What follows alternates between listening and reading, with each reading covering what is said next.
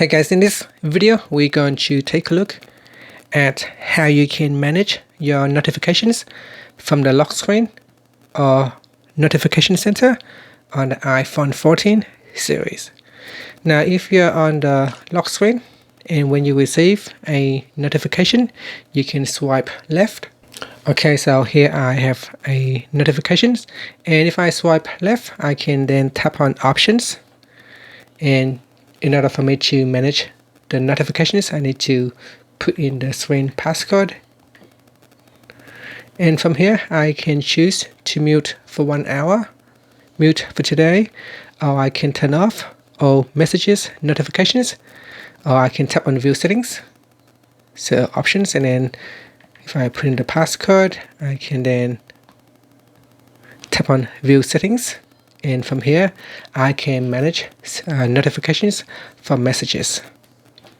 And if you are on the home screen or when your phone is unlocked, you can swipe down to open up the notification center.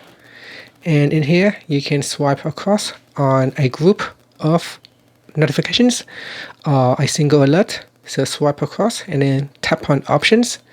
In here, again, you can mute the notifications for 1 hour or for today, or you can change the delivery immediately.